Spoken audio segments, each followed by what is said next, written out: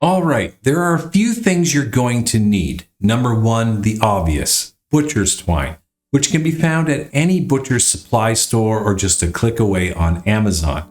You'll also need a nice sharp knife and something to tie. I used a clean PVC pipe that I clamped down at the end of my table, but feel free to get creative. A rolled up towel or anything cylindrical will do the trick. And finally, a pot or bowl to put the string in so that it doesn't slide all over your cutting surface or counter when tying. Let's start by placing the twine in your pot or bowl and setting it on a nearby chair or a convenient spot out of the way.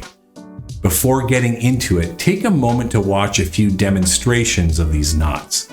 Once you're ready, set up your tablet or phone close to your table or cutting surface and follow along with me step by step.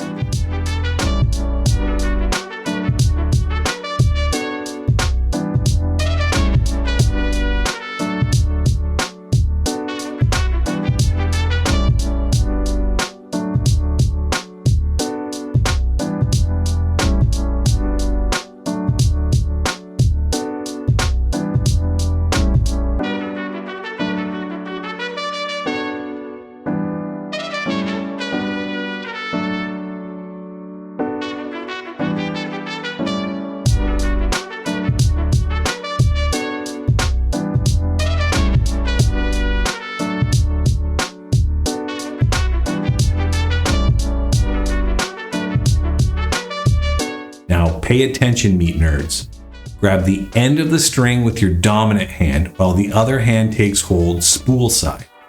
Slide the string under where you want to tie, lift the string over and place the end over your finger so it's parallel to the other string like so.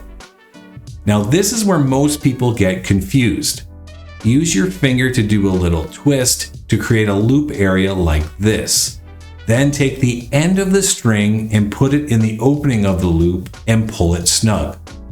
Let's rewind and take another look at that. So, string over finger, twist, and put the end of the string into the loop. Now we tighten the string by pulling down. And if you've done this correctly, you'll hear the knot snap into place. Once this is complete, we need to lock the knot by creating another loop like so, and then cut the loose ends off as seen here. Let's take a look at that lock loop once more. Twist your fingers in a circular motion, creating a loop.